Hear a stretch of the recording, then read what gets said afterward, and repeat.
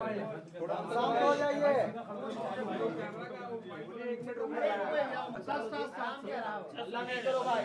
चलिए शांति। चलिए आप सब लोगों को मैं आज स्वागत करता हूं। जैसे आप लोगों को जानकारी होगी, जो घटना मोकामा विधानसभा क्षेत्र में हुआ है उसको जिला प्रशासन और पुलिस ने काफ़ी अति गंभीरता से लिया है। गंभीरता से लेते हुए पूरी घटना का छानबीन भी पुलिस द्वारा पुलिसी कार्रवाई के तहत की जा रही है। कांड दर्ज हुआ है और पुलिसी कार्रवाई अलग से चल रही है। हम लोग इस घटना को बहुत ही सीरियसली देख रहे हैं और घटना के बाद काफ़ी हम लोगों ने कार्रवाई की है। आज जो गिरफ्तारी हुई है इसके संबंध में एसएसपी साहब और केस के डिटेल संबंध में आपको बताएंगे। आचार संहिता बहुत ही एक मजबूत स्तंभ है पूरा इलेक्शन प्रोसेस में, और इलेक्शन कमीशन का स्पष्ट निर्देश है कि बाई लॉ इलेक्शन होगा तो उसी का अनुपालन 100% करने में हम लोग लगे हुए हैं और कराएंगे भी। कोई भी असामाजिक तत्व किसी भी प्रकार की प्रयास करेगा कानून तोड़ने का, आचार संहिता तोड़ने का या किसी भी प्रकार की इन्फ्लुएंस करने का कोशिश करेगा तो उनके विरुद्ध कठोरतम कार्रवाई की जाएगी। हम लोग 100% आर्म्स डिपोजिशन करने के लिए आदेश दिए हैं और लगातार जल्द से जल्द जितने भी लीगल आर्म्स हैं वो भी डिपॉजिट हो जाएंगे। चेकिंग पॉइंट्स हर विधानसभा में 50 के ऊपर पॉइंट्स बनाने के लिए निर्देश दिया गया है, जिसमें सीएपीएफ के माध्यम से भी चेकिंग कराई जाएगी। सेजर पूरे राज्य में पटना जिला में सबसे ज़्यादा सेजर अभी तक का हुआ है। लगातार सीएपीएफ सक्रिय हैं और पर्याप्त मात्रा में सीएपीएफ की बल उपलब्ध है। वो पुलिस बल और मजिस्ट्रेट के साथ लगातार चेकिंग की कार्रवाई लगातार कर रहे हैं और सेजर भी कर रहे हैं। आचार संहिता के संबंध में सभी पदाधिकारियों को पुनः निर्देश दिया गया कि किसी भी प्रकार के अगर उल्लंघन होगा उनके विरुद्ध कठोरतम कार्रवाई किया जाना है। जहाँ तक इलीगल आर्म्स की बात है उस पर और तेज़ी लाई गई। जहाँ जहाँ आवश्यकता हो सीएपीएफ को भी यूज़ करके उसमें छापामारी की जा रही है, और जहाँ पर भी ऐसे सूचना मिलेगी वहाँ पर हम लोग छापामारी करके कांड भी दर्ज करेंगे, उक्त असामाजिक तत्वों को जेल भेजने का काम भी करेंगे। कहने का मतलब इलेक्शन कमीशन द्वारा दिए गए निर्देश पूरे लॉ और कानून को फॉलो करके इलेक्शन की प्रोसेस संपन्न होगा, वो बिल्कुल होगा, उसको पालन कराया जाएगा। उसमें कोई भी बाधा उत्पन्न करेंगे उनके विरुद्ध कठोरतम कार्रवाई की जाएगी। मैं फर्दर जो केस संबंधित डिटेल से एसएसपी साहब आपको ब्रीफ करेंगे।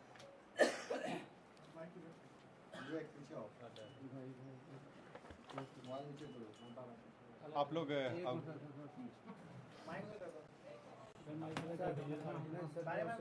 आवाज आ जाएगा आवाज। जी बोले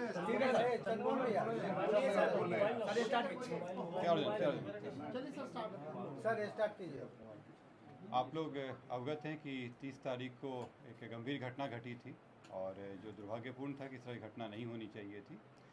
इस घटना में जो तारतर गांव है उसके समीप में दो पक्षों जो वहाँ प्रत्याशी थे वो उन दोनों के काफिला आ रहा था और उन दोनों के बीच पक्षों में झड़प हुई और झड़प में पथराव हुआ, लोग घायल हुए और उसके बाद एक शव बरामद हुआ।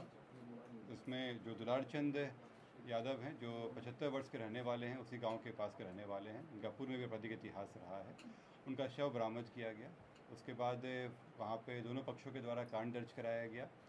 कांड दर्ज होने के बाद अनुसंधान प्रारंभ किया गया। पुलिस घटना की सूचना मिलते ही तुरंत पहुंची थी वहाँ पे और वहाँ से साक्ष्य भी इकट्ठे किए गए। घटनास्थल से कई जगह के फुटेज भी प्राप्त हुए जिससे क्या घटना हुई है उसके बारे में कई जानकारियाँ मिली। लोगों के गवाह भी सामने आए और उनकी गवाही भी ली गई। साथ ही कल मृतक का पोस्टमार्टम कराया गया, उससे भी हम लोगों को अहम सुराग मिले।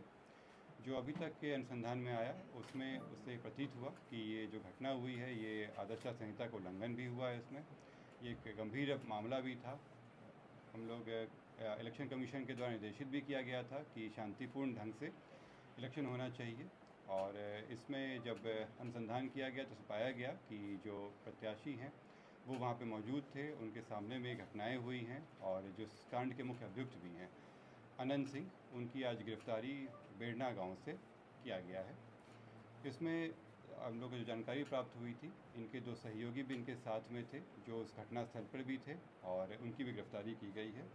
ये 2 व्यक्ति हैं मणिकांत ठाकुर जो नदवा गांव के रहने वाले हैं और दूसरा रंजीत राम जो लदमा गांव के रहने वाले हैं। इस पूरे मामले में 3 लोगों की गिरफ्तारी हुई है। जो प्रत्याशी हैं अनंत सिंह, उनकी गिरफ्तारी हुई है। दूसरा मणिकांत ठाकुर जो नदवा गांव के रहने वाले हैं, बाढ़ थाना अंतर्गत। दूसरे रंजीत राम जो लदमा गांव के रहने वाले हैं। ये लोग भी उस घटना स्थल पर थे मौजूद। इन तीनों की गिरफ्तारी की गई है। इन तीनों को आगे मजिस्ट्रेट के सामने प्रस्तुत कराया जाएगा और आगे विधि सम्मत कार्रवाई की जाएगी।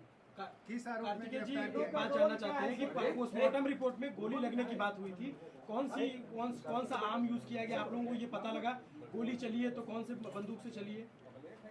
इसमें जो पोस्टमार्टम रिपोर्ट आया है उस रिपोर्ट में दिया गया है कि उनके जो मृत्यु का कारण बताया गया है उसमें बताया गया है कि जो शॉक लगा है उनको हार्ड और ब्लंट सब्सटेंस के साथ, जो उनके हृदय और फेफड़ों में जो चोट आई है। इसके अतिरिक्त उनके पाँव में गोली का भी आया है, जिनको गोली मारी गई है। इस दोनों चीज़ों से स्पष्ट होता है कि ये हत्या का मामला है और चूँकि घटनास्थल पे कई लोग मौजूद थे, वहाँ के लोगों के बयान वगैरह से ये स्पष्ट हो रहा है, तो इस कारण इसमें गिरफ्तारी। गोली बरामद हुई? नहीं, इसमें गोली बरामद नहीं हुई है क्योंकि इसमें जो मृतक के पोस्टमार्टम में पता चला कि एंट्री वुंड भी था और एग्जिट वुंड भी था। दोनों तरफ से हमला हुआ है। दोनों तरफ से जो आरोप लगे हैं, दूसरे पक्ष में गिरफ्तारी हुई क्या? दूसरे पक्ष में कोई गिरफ्तारी हुई? दूसरे पक्ष में गिरफ्तारी हुई? मैं आप लोगों की बातों, मैं आप सभी के प्रश्नों का उत्तर दूंगा। यहाँ पे एक एक करके हम लोग बात करेंगे। दूसरे पक्ष की गिरफ्तारी हुई? लोग कह रहे हैं कि सरेंडर किया है अनंत सिंह ने, ये स्पष्ट कर दीजिए कि सरेंडर है या गिरफ्तारी है? सर सरेंडर है या गिरफ्तारी? मैं एक एक करके आप लोगों के प्रश्नों का उत्तर दे देता हूँ। इसमें पहला बात जो था कि 3 लोगों की गिरफ्तारी हुई है। इससे 3 लोगों की गिरफ्तारी हुई है। इसमें अन्य लोग भी हैं जिनके विरुद्ध रेड छापामारी चल रही है। कार्तिकेय जी दूसरे पक्ष की